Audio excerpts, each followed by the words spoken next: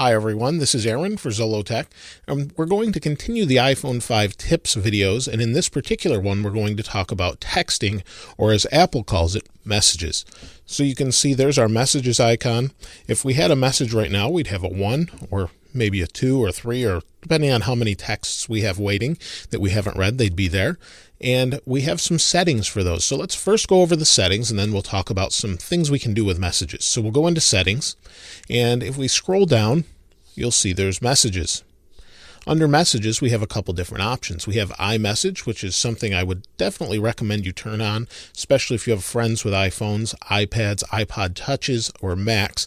And what this does is allows you to kind of bypass your text messaging plan, and it shows you a couple different things like when they're texting you back. And I'll show you that in a little bit. But if you have this turned on, it uses iCloud integration, and it's really nice because you don't need your text plan, and you can get your messages on your iPad or whatever else. You don't have to use it, but it's nice to have. We also have send read receipts. Send is SMS, so if iMessage isn't available or you don't have a data connection, you can send it as an SMS. You can pick which addresses to send it from, so that means your phone number. I'm not going to go into here because I have a bunch of them, but it allows you to pick your phone number and your email address, or any combination of the two, or one. And then we have MMS messaging, meaning we can send multimedia messages such as pictures and videos. Group messaging, more than one person at a time. We can also select a subject field or a character count, and those I have off, and I believe they're off by default. So let's go back to the main screen here. Now in messaging, when we open it, we'll have a couple different people depending on who we're messaging. You can see this is my brother, there's some other people here, my wife, some other friends, and you can see here there's a couple people listed. That's a group message. So the first thing I'll do is let's just create a new message, and we do that by pushing this button here, and we can pick from our address book. In this case, I'll pick my brother, and it shows the name and phone number, which I have blurred out here. So my brother, and I'll say hello. And it knew that I've already texted him, and I've actually been having a conversation telling him I'm recording this video to text me back, and you can see it just popped in there. Now we have blue, and you can see these are blue when we're on just normal text messages, such as someone that doesn't have an iPhone or isn't using an iPhone, like this individual. It's green. So you can see that we have blue and green. Blue, again, means we're using iMessage. Now, when this person responds to me and my brother, you'll see a little dialogue pop up here, and then we'll know that he's actually responding. It's kind of like a read receipt. If at any one time I want to change anything here, I hit edit, and it allows me to delete individual messages. So I can delete this one, or I can forward that message to someone else. So that's pretty simple. Now, if I want to send a photo to someone, I can do that by hitting this little button here. I can send a photo or a video, or choose an existing. So I'll just take one quick, pick the phone up, take a picture here, and we'll hit use. And we can text in landscape as well. It's all how you want to text, but you can see we have that option, and then I can just send it. I can delete it if I don't want it, and I can add another if I want to send more than one at once. So that's pretty handy. Now, if I've copied text from somewhere else, I can also paste that into here just by tapping and holding. So maybe I'll copy this here where it says I'm on Mac, copy, paste, and it pastes it in there. So that's another nice option.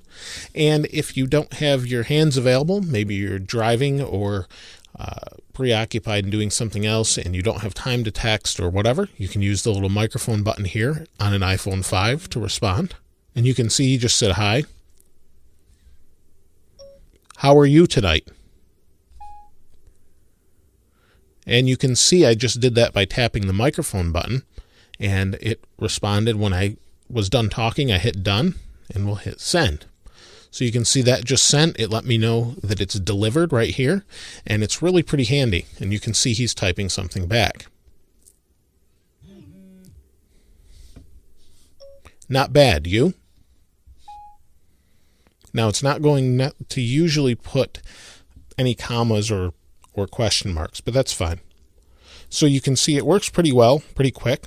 but maybe we have a message that we want to include more than one person on. Well, we can do that a couple different ways, and you can see we've got a message here, and we'll create a new message here, and we'll add a couple people. Instead of adding one, we can add more than one. So you can see we've added 2 people. It just flipped to blue because that means they're on iMessage and it knows that. And then I can text to those 2 individuals at once. Now, if I want to get rid of a conversation, I can do the same by simply sliding to the right or hitting edit and tapping on it like this. So we'll get rid of this one. It deletes the whole conversation. One of the questions I get asked a lot is, when I back up my phone using iCloud, will it back up the text messages? And it actually will back up the text messages. And that can be found in iCloud under your iCloud settings here. That's under settings in iCloud. And as long as you have this turned on, your general backup will back this up. You don't have to turn any special features on, anything like that. So it's really nice, real handy to have. So that's pretty much it as far as messaging goes. There's not a whole lot to it. We can search messages, but hopefully that gives you a general overview. There's one last little trick I wanted to show you, that if you're in the United States or not in Japan, but you have little emoji icons, and what those are is, if you see this little world keyboard I have here, the world keyboard, you can see we have all these nice little characters here, some funny, goofy, whatever, and there's tons of them. There's just a bunch of them everywhere. We've got little eyes or whatever we want to send, and those are really neat to have as well. So we can do that by turning on international keyboards. To do that, we go back home, we go to settings, and then we go to general, and we scroll down here, and there's keyboard. Now you can see keyboard here. We have all these different things, and we have 2 keyboards listed under keyboards. And you see we have English or emoji, and we want to add the emoji keyboard. So if we don't have it, we can hit add new keyboard and scroll down. It's usually under Japanese. So you want to add the emoji keyboard. And once you have that, you'll have the emojis, which is what these are. So you can see if we delete it, we can add a new one. And actually it's under emoji. So tap, it's added, and that's all there is to it. Now you can have all those little nice things, and hopefully that should help you out a lot. One final little tip, though, that I wanted to show you, again, is under settings and keyboards, is if your keyboard's driving you nuts with auto correction, you can actually turn it off. As you see here, capitalization, everything else, you can turn off all of the auto things. So there's also shortcuts that you can create as well. Add new shortcut. You can see NP means no problem.